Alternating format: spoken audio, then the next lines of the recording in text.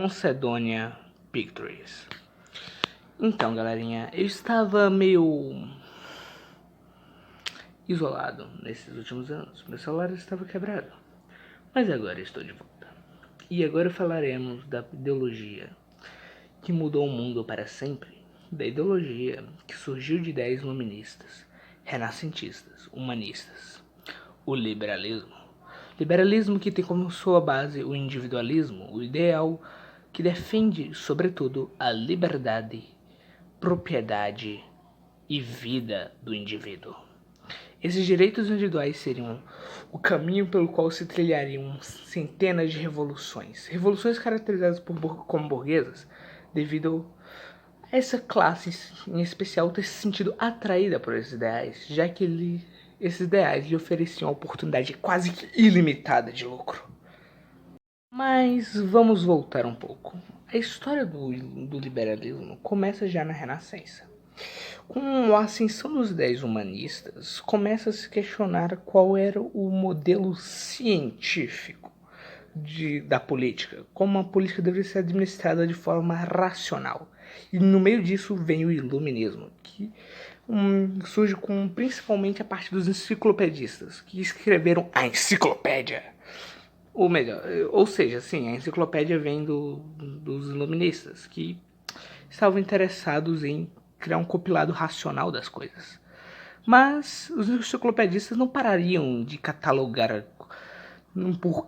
as coisas. Eles queriam mais. Eles queriam um modelo político racional. Um modelo político baseado na razão. E no meio disso se destaca o iluminismo francês, que dá origem não só à Revolução Francesa, mas principalmente, inicialmente, a Revolução Inglesa e a Revolução Americana, ingredientes especiais, que, de forma detalhada, a Revolução Inglesa foi uma revolução que instaurou uma monarquia parlamentarista constitucional e a Revolução Americana, uma democracia liberal. Essas experiências liberais resultaram de uma revolução lá na França. A França estava em grave crise, e essa crise levou, basicamente, a uma revolução inspirada muito nas ideias americanas, que a própria França havia ajudado a construir com seu próprio apoio militar. Mas voltando à França. A França estava passando por uma crise econômica muito grave devido a baixa nas colheitas, misturado com a Guerra dos 7 Anos, que estava desestabilizando o país. Sendo assim, a França passou por uma sangrenta revolução, que levou à ascensão dos girondinos ao poder. Instaurou uma espécie de monarquia constitucional, parecida com a Inglaterra, mas não durou muito tempo.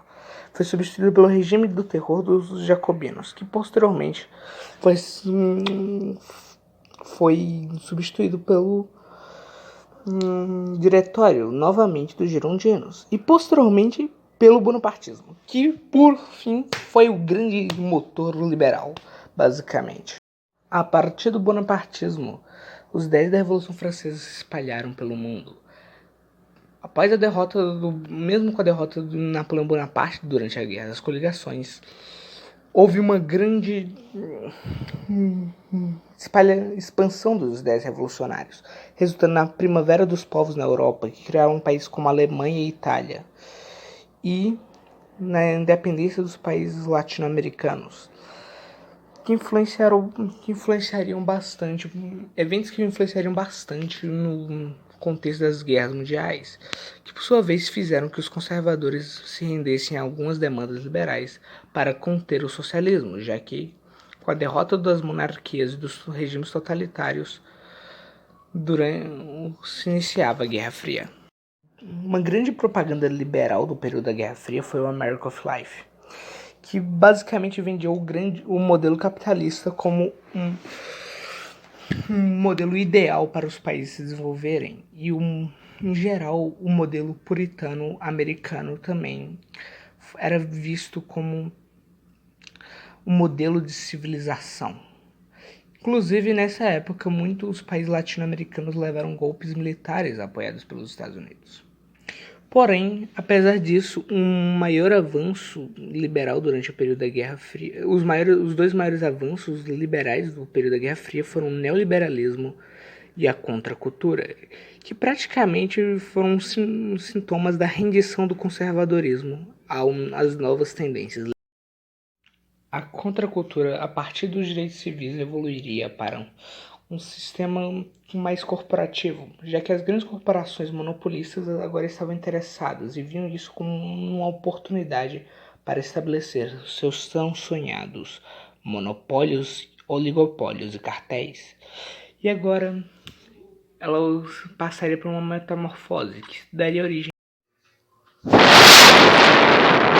Já o neoliberalismo frutificaria, levando ao colapso do Pacto de Varsóvia e à vitória americana na Guerra Fria. O resultado disso seria um mundo globalizado, que muitos geógrafos chamam de Nova Ordem.